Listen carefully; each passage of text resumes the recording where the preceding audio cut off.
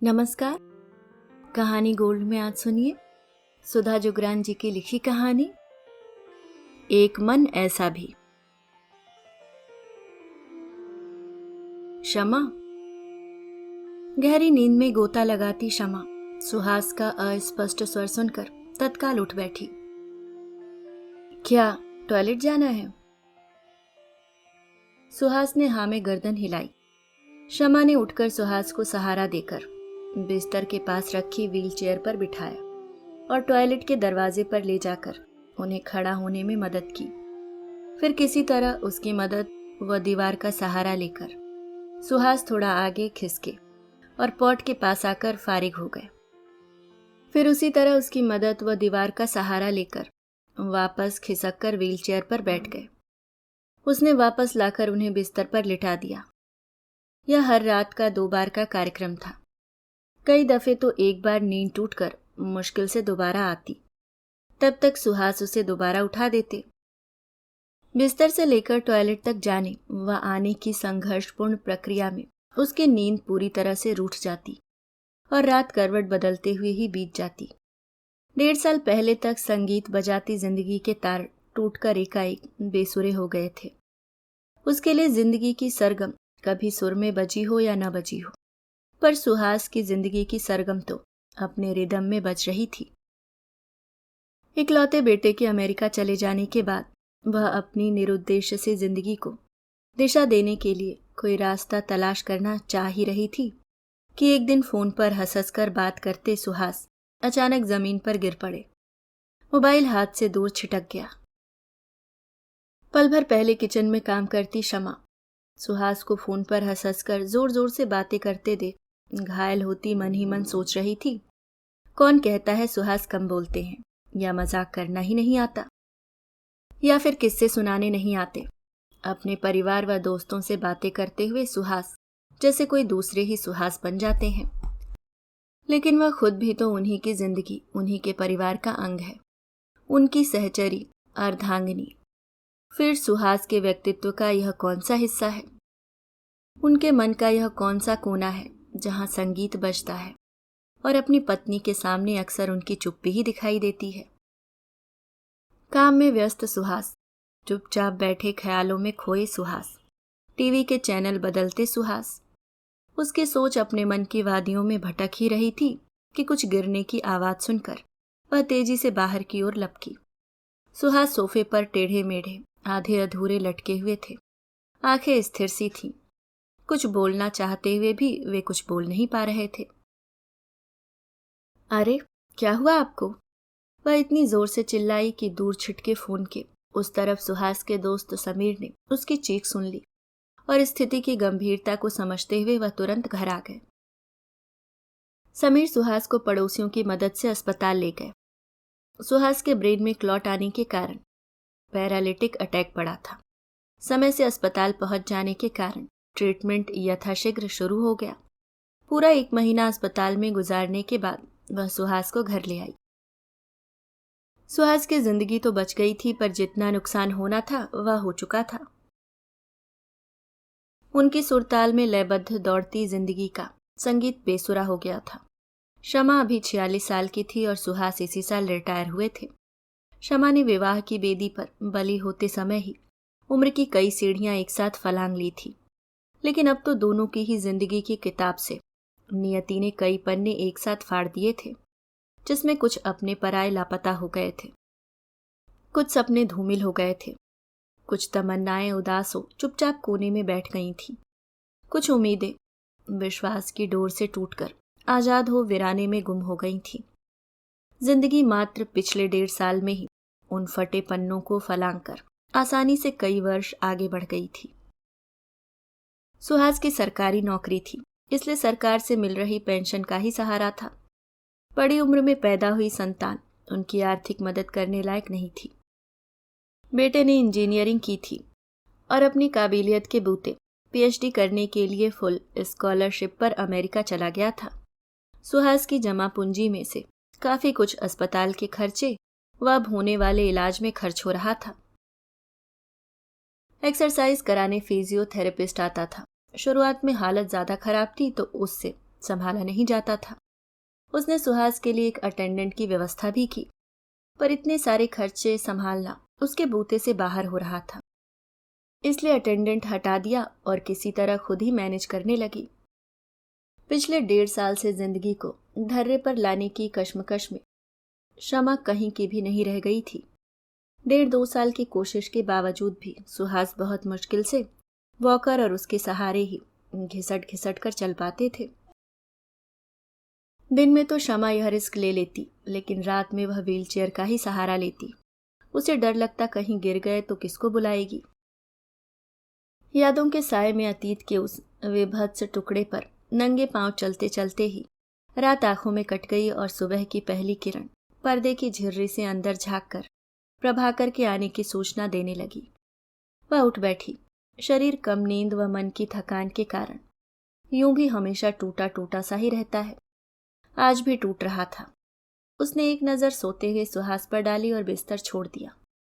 दैनिक कार्यक्रम से निबटकर चाय बनाई और बालकनी में अपनी प्रिय जगह पर आकर बैठ गई।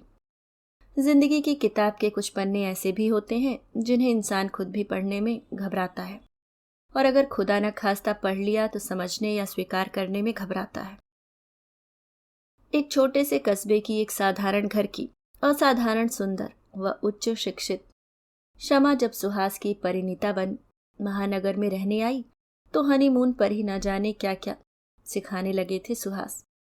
हनीमून जिसका सपना न जाने कितने कोनों से खुली आंखों से हर लड़की देखती है, लेकिन अत्यंत महत्वाकांक्षी पति अपने सपनों की रानी को कलाई लड़की में हूबहू किसी चित्रकार की तरह उतार देना चाहता है, और कैसे एक जीते जागते इंसान को रबर की गुड़िया में तब्दील कर देने के लिए प्रस्तुत हो जाता है, यह सुहास को देखकर ही समझ आया था। अंग्रेजी ठीक से बोलनी नहीं आती, चाल कैसी गवारों की सी है, खाते समय आवाज आती है। इस तरह के अनेक उपदेश देते सुहास को वह नहीं बोल पाती थी कि उसे हर तहजीब सिखाने वाले पति को क्या इतनी सी तहजीब नहीं कि नई नवेली पत्नी से कैसे बात की जाती है।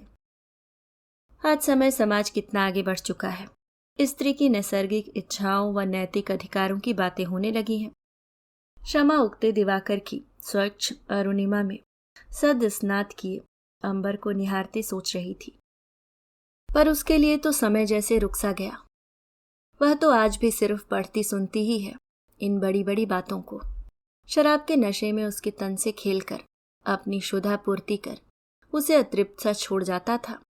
उसकी तृप्ति भी आवश्यक है। यह सबक तो खुद उसने नहीं पढ़ा था, फिर सुहास ने कैसे पढ़ा होता। पति का तृप्त होना ही जरूरी है, यह गंभीर बात उसके साथ साथ सुहास ने भी घुट्टी में पी हुई थी।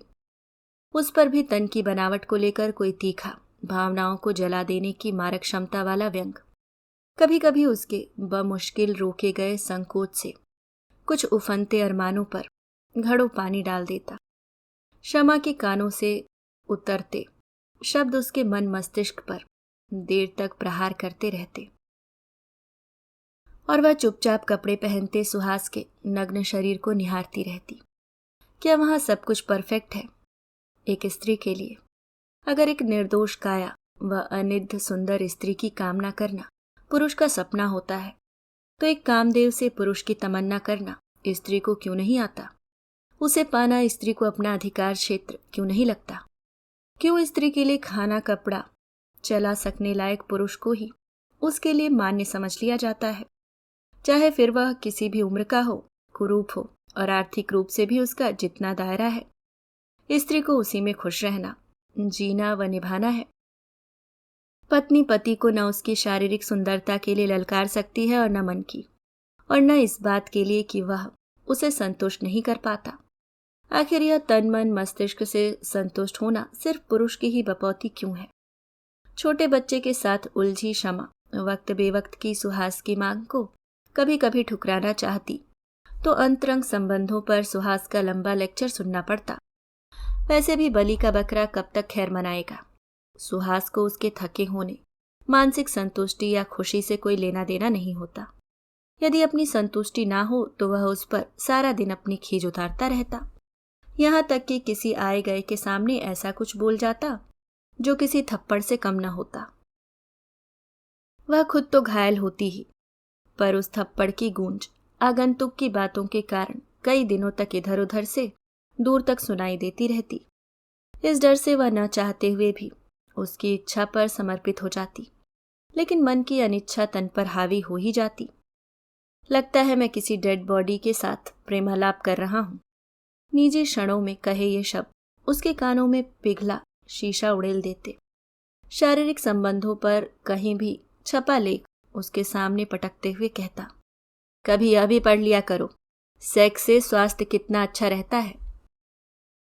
जितना सुहास सेक्स को लेकर उसे लेक्चर पिलाता, उतना ही उसका मन इस नैसर्गिक सुंदर क्रिया के विपरीत होता जाता।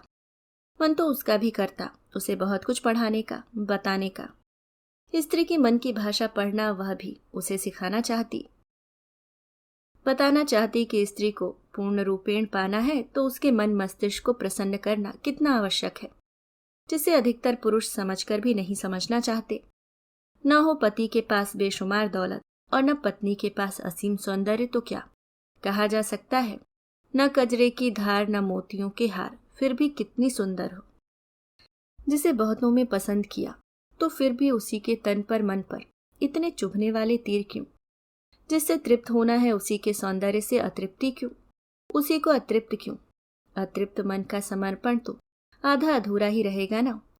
पुरुष ने अपनी अतृप्ति व्यक्त कर दी, और अगर कहीं स्त्री ने अपनी अतृप्ति जता दी तो अपना हृदय खोलकर रख दिया तो क्या पुरुष वहन कर पाएगा स्त्री की अतृप्तता के भार को? बदलते समय ने अगर स्त्री के होठों की चुप्पी तोड़कर पुरुषोचित सुंदरता पर उंगली उठा दी तो क्या सहन हो पाएगा? शमा अपनी सोचों में डूबी गोता लगा रही थी कि तभी उसे सुहास की आवाज सुनाई दी। पिछले 1.5 सालों से तो उसका संपूर्ण शरीर ही जैसे श्रवण तंत्र बन गया था। सुहास की तरफ से हुई हल्की सी आहट भी वह सुन लेती थी। वह तेजी से उठकर बेडरूम की तरफ दौड़ गई। दैनिक कार्यक्रम से निपटाकर उसने सुहास को लाकर बालकनी में चेयर पर बिठा दिया और चश्मा लगाकर हाथों में अखबार खोलकर मोड़कर पकड़ा दिया। वह किचन में नाश्ता बना रही थी। काम वाली सावित्री घर के काम निपटा रही थी। शमा सुहास के लिए जूस निकाल रही थी, उबले अंडे छील रही थी, बादाम छील रही थी, चीले बना रही थी, नाश्ता ट्रे में सजा रही थी। कितनी सेवा करती हो भाभी जी आप भैया की। औरत जात ही ऐसी होती है, सेवा करना उसका धर्म है। अभी भैया की जगह आप होती तो भैया कर पाते यह सब। आदमी को तो औरत एकदम दुरुस्त चाहिए, दिन भर लाड से खिलाने पिलाने और ध्यान रखने को, और रात रंगरलियां करने को। सावित्री कड़वाहट से बोली, छी सावित्री, कैसी बात करती है, फिर आज आदमी से झगड़ा हो गया क्या? उसने एकाएक अपनी पीठ से साड़ी का आंचल सरका दिया। मारने के निशान पीठ और कमर पर दिखाई दे रहे थे। और गले पर ये कैसे निशान है? क्या गला दबाने की भी कोशिश की थी उसने? शमा घबराकर बोली, गला दबाकर मारेगा क्यों भाभी जी, सोने की मुर्गी हूं, कमाकर कौन खिलाएगा? शराब के पैसे कहां से आएंगे हरामी के? कसाई ने पहले पीटा फिर लूटा। उफ, शमा का मन घृणा से भर गया। तो पुलिस में रिपोर्ट क्यों नहीं करती? क्यों सहती है उसकी आए दिन की ये जातियां? सावित्री ने नजरें उठाकर जिन निगाहों से उसे देखा, उनमें सारे किंतु परंतु थे। नन्हे नन्हे 3 बच्चे। बिना आदमी के एक गरीब जवान औरत का रहना इतना सरल है क्या? चील कौवे सब नोचने को तैयार बैठे रहते हैं, वह कई बार कह चुकी थी। शमा ने सब कुछ समझकर अपनी निगाहें नाश्ते की ट्रे पर जमा ली। ट्रे उठाकर वह बाहर चली गई। सुहास से चश्मा व अखबार लेकर अलग रख दिया और नाश्ते की ट्रे सामने रख दी। तुम्हारा कहाँ है, अपना भी ले आओ। सुहास के स्वर बहुत स्पष्ट नहीं होते हैं, पर वह समझ जाती है। न चाहते हुए भी वर्तमान के हर क्षण में घटित हो रही हर बात उसे अतीत में खींच ले जाती है। आज सुहास के जीवन की गति ठोकर खाकर रुक गई। घिसटती जिंदगी का एकमात्र सहारा क्षमा ही रह गई, तो उसका हर गुण उन्हें नजर आने लगा। लेकिन जब सुहास सफलता के आकाश में उम्र के सोपान पर निर्द्वंद उड़ रहे थे, तब क्षमा कहाँ थी? वह सिर्फ एक स्टेपनी की तरह थी। जहां पर जरूरत होती वहां पर क्षमा अस्तित्व में आ जाती। उसके मस्तिष्क में कुछ स्वर स्मृतियों की लहरों में सवार फिर साएं साएं करने लगे थे। बैठो ना, थोड़ी देर और, मैं भी नाश्ता खत्म कर लूं। नाश्ता खत्म कर उठते सुहास को देखकर वह बोल रही थी, पर तुम तो अभी शुरू ही कर रही हो, तब तक मैं बैठकर क्या करूंगा? बातें? शमा मुस्कुराते हुए बोल रही थी, पर उस मुस्कुराहट में एक नाउम्मीदी भी झलक रही थी। औरतों का भी पेट नहीं भरता बातें करके। जितना टाइम यहां बातें करने में खराब करूंगा, उतनी देर में जरूरी काम निपटा लूंगा। दृश्य 2। शमा शाम को बालकनी में आकर बैठ गई। दूर क्षितिज पर डूबते भास्कर की अरुणिमा उसे आह्लादित कर उठी थी। उसने यूट्यूब पर रोमांटिक गाने लगा दिए। ऑफिस से आए सुहास भी कपड़े बदलकर बालकनी में आ गए। उसने मुस्कुराकर सुहास की तरफ देखा। उसे लगा वह भी क्षितिज की अरुणिमा को निहार रहे हैं। डूबते भास्कर की रश्मियों से शमा के गाल भी दहक रहे थे। हृदय के अरमानों ने कुछ मीठे विचारों को जन्म दे ही दिया। काश सुहास उसके सौंदर्य के बारे में कुछ कहे, पर सुहास चुपचाप खड़े सामने घूर रहे थे। गीत मनभावन था। बैठो ना, वह इसरार से बोली। कितना सुंदर नजारा है। सुहास ने एक परिहास करती दृष्टि उस पर डाली, जैसे कह रहे हूं तुम और तुम्हारे चोचले, और बिना कुछ बोले पैर पटक कर अंदर चले गए। उसकी आंखें झिलमिलाकर रह गईं। आह्लादित करने वाला अरुणिम क्षितिज अब उदास प्रतीत हो रहा था। वह अपने आप में गुम यादों के उस जंगली टुकड़े पर विचर रही थी कि सुहास की आवाज से चौंक गई। वे उसे उगते सूरज की सुंदरता दिखा रहे थे। जाते अक्टूबर की हल्की ठंड की मनभावन सुबह को महसूस करवाना चाह रहे थे। उसे मीठी मुस्कुराहट से देख रहे थे। उसने बिना कोई भाव दिखाए जूस का ग्लास उठाकर सुहास के होठों से लगा दिया। तुम बहुत अच्छी हो। जूस खत्म कर सुहास बोले। सुनकर उसने एक उदास सी मुस्कुराहट बिखेर दी। आंखों के कोर नम हो आए। जब ऐसे शब्द सुनना चाहती थी, तब मन का वह कोना कभी समृद्ध हो ही नहीं पाया। तुम बहुत अच्छी हो, बहुत सुंदर हो। लकवाग्रस्त मजबूर सुहास के मुंह से अब ये शब्द मौका परस्ती से चलाए गए तीर जैसे लगते हैं, जो उसके हृदय के आर पार होकर उसे घायल कर देते हैं। कुछ ही समय हुआ, उस दिन सावित्री ने उकसा दिया था। कितनी सुंदर लगती थी भाभी जी, पहन ओढ़कर इधर उधर जाती थी। नजर लग गई आपको। आज आपका जन्मदिन है, थोड़ा ठीक से तैयार हो जाओ, आपकी फोटो खींच दूंगी आपके मोबाइल से। ओह, तुझे याद है मेरा जन्मदिन? क्यों नहीं होगा, पिछले जन्मदिन पर तो भैया जी बहुत बीमार थे, अभी तो थोड़ा ठीक हो गए हैं। उसका भी मन मचल गया। बहुत मन से तैयार हो गई। इतने लंबे समय से घर में मनहूसियत छाई हुई थी। तैयार होकर खुद को दर्पण में निहारा तो खुद पर ही मोहित हो गई। सावित्री ने देखा तो खूब तारीफ की। अभी भी बहुत सुंदर लगती हो भाभी जी, थोड़ी दुबली हो गई हो, लगी रहती हो ना भैया के साथ, पर अभी भी कौन कहेगा कि शादी लायक बेटे की माँ है। सावित्री ने कई फोटो खींच डाले। एक मन हुआ कि ऐसे ही सुहास के सामने चली जाए, पर कहीं सुहास का हृदय घायल न हो जाए कि वह अपने जीवन के कठिन दौर से गुजर रहे हैं और वह सजने के लिए मचल रही है। लेकिन गलती से सामने रखे मोबाइल पर सुहास ने एक दिन वे फोटो देख ली। अरे, ये कब की फोटो है? मजबूरन उसे सत्य बताना पड़ा।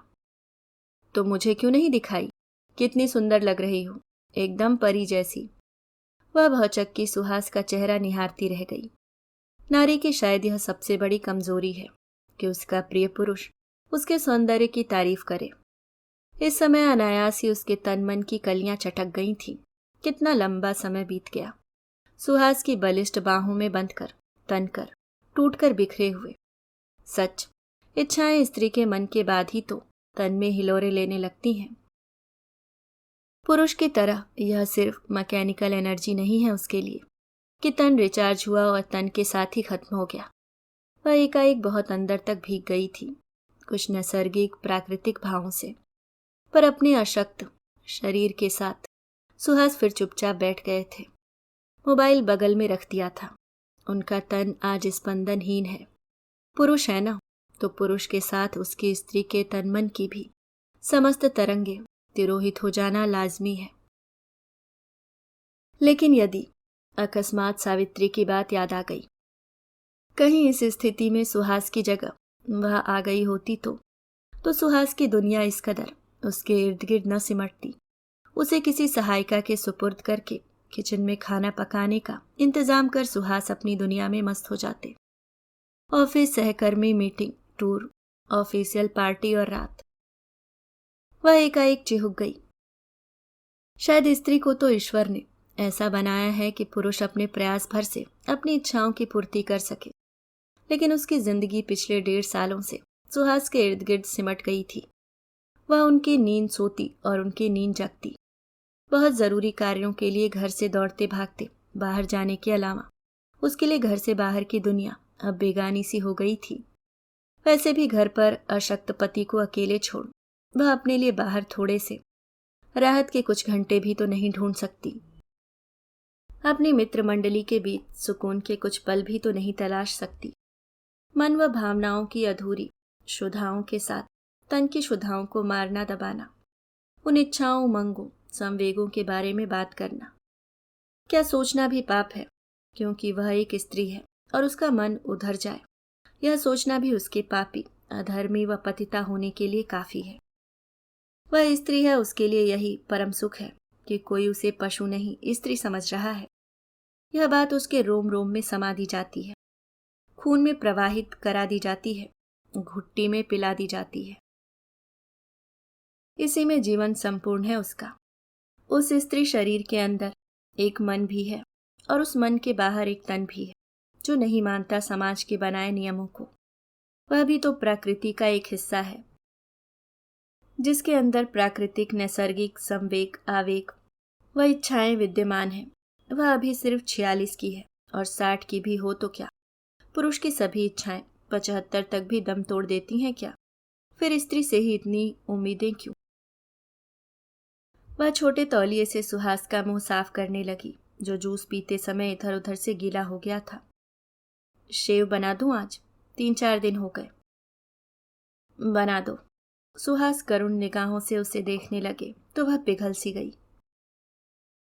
नहीं, कोई गिला नहीं है उसे सुहास की किसी भी तरह की देखभाल से, पर पत्नी का सब कुछ करना उसका कर्तव्य और पति का कुछ भी करना उसका प्रेम। आखिर कौन तय करता है, यह पुरुष, समाज या स्वयं स्त्री? यदि यही सब सुहास उसके लिए कर रहे होते तो शायद बात दूर तक चली जाती, किस्से गाड़ दिए जाते। सुहास प्रशंसा के साथ साथ दया व सहानुभूति का पात्र भी बन जाते। क्षमा का हृदय सुहास के लिए जितना पिघला था, फिर से उसी सूरत में जमकर सख्त हो गया। फिर बार बार वही कटीली राहें क्यों याद आ जाती हैं जो उसने इतने वर्षों में सुहास के साथ तय की हैं? क्यों चुप जाते हैं वे अदृश्य तीर आज भी? क्यों हृदय क्षमादान नहीं दे पाता है उसका? क्योंकि वह जानती है कि सुहास अगर दैव योग से संपूर्ण ठीक हो, पूर्व अवस्था में आकर चुस्त दुरुस्त हो जाए, तो उसके किए हुए को भुलाने के लिए उन्हें बस कुछ ही दिन लगेंगे। वह शेविंग का सामान लाकर सुहास की शेव बनाने लगी। तौलिए से चेहरा व गर्दन साफ करते हुए हाथ फिसल कर नीचे छाती के बालों तक चले गए। तन में कुछ मचल सा गया, मन में दबी हुई सुप्त अग्नि भड़क उठी। एक नशीला तूफान सा उड़ने लगा था। उसने नजरें उठाकर तरल दृष्टि से सुहास की तरफ देखा। वहां गहरी बेबसी थी। उसने तेजी से अपना हाथ खींच लिया। वह सुहास को जरा भी बेबस नहीं करना चाहती थी, लेकिन भूल नहीं पाती थी कि उसके भीतर की स्त्री की अभी सभी उमंगे जवां है और उसे उन्हें समेटकर सुलाकर रखना है, क्योंकि पति है, वह सुहागन है, उसका साथी है, वह स्त्री है। इसलिए मर्यादाओं में बंधे रहना उसके संस्कार है, जज्बातों पर नियंत्रण रखना उसका कर्तव्य है। वह दिशाहीन, पथभ्रष्ट नहीं हो सकती। डॉक्टर कहते हैं सुहास को जितना ठीक होना था हो गए। वैसे भी सुहास उससे 14 वर्ष बड़े थे। साथी तो वह तब भी नहीं थे। अब तो वह सुहास की नर्स बनकर रह गई। उसे उस मन को मारना ही पड़ेगा जिस मन से वह अपने बारे में सोचती है, अपनी उमंगों, अपनी इच्छाओं के बारे में सोचती है। वह शेविंग का सामान लेकर अंदर चली गई। वह दृढ़ होने की कोशिश कर रही थी, पर आंसू गालों पर अनवरत बह रहे थे, क्योंकि एक मन ऐसा भी तो था जो रो रहा था लगातार, जिसे काबू कर पाना, जिंदगी को ऐसे बेजार स्पंदनहीन जी पाना मुश्किल हो रहा था। अभी आप सुन रहे थे सुधा जुगरान जी की लिखी कहानी एक मन ऐसा भी।